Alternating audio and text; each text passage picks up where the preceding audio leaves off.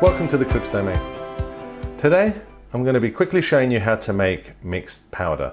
It's going to be part of my Indian series, so if you've come here because of watching one of the curries, then this video will show you how to make one of the ingredients I use in my curries called mixed powder. So what is mixed powder? It's basically curry powder, but the difference is that the curry powders that we can buy here in the UK are not quite right. I mean, curry powder as a thing was really invented by the British and exported around the world to the British, by the British. So, you know, even the Chinese curries you might have had, or a katsu curry by the Japanese, they only know of it by way of the British having exported curry powder, a generic curry powder to these places, and something a lot of people don't know. But the Indian restaurants, especially here in the UK, they want to make their curries. They're going to blend some things up and make it their own. So there's lots of recipes for mixed powder, but I'm going to show you the one I think works the best. First thing we need is curry powder, but I don't mean a curry powder that you can get from a supermarket, as in like comes in those glass bottles and not very much of it. It's not what the Indian restaurants are using. They're buying either Raja or Natco, TRS, East End, one of those brands. These are Asian brands making curry powder. You want mild Madras. That's what I have in here. And what we need for that is approximately 2 tablespoons of the Madras curry powder. We also need 2 tablespoons of coriander powder, what the Indians call dhania.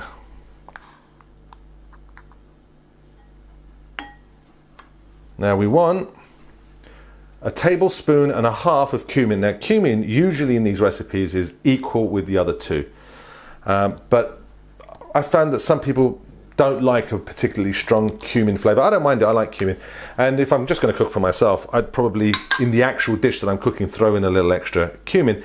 But I want my mixed powder to be usable for lots of palates. So for that reason, we're only going to put 1.5 tablespoons of cumin. The next is paprika, not the smoked variety, just regular paprika. And for that, we're going to need 1.5 tablespoons.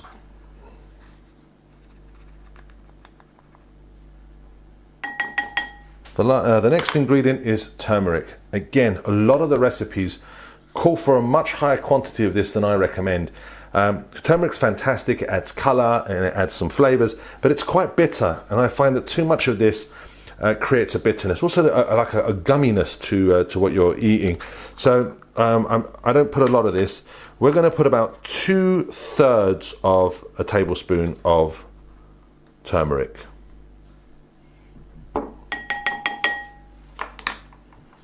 And our next ingredient is garam masala.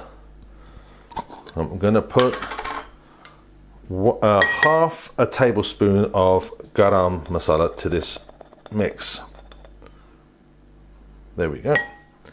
Now, a lot of recipes also call for chili. I don't add chili because, again, I want my mixed powder for me to be able to use it in lots of different types of dishes to accommodate lots of spice level palates. And if I put chili in this, I'm already starting at a base of it being quite hot, and I don't want that. All we've got to do is mix those up.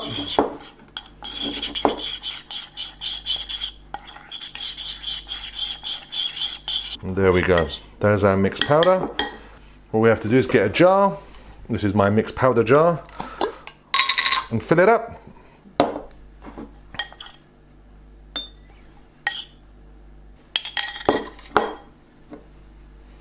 There we go.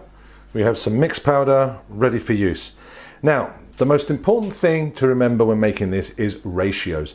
It's not 2 tablespoons, 1.5 tablespoons. If you think of it like that, well, that's what you'll get. And if you want to fill up a jar, don't follow it in that way. Whether you're using big, large chef spoons or whatever method, or cups, mugs, it doesn't matter. whatever quantity you're making, think of those numbers in ratios. So if you're using mugs, it's 2 mugs of this and 2 mugs of that and 1.5 mugs. So think of it as a ratio. That way you can make a much more quantity than just what I've made here.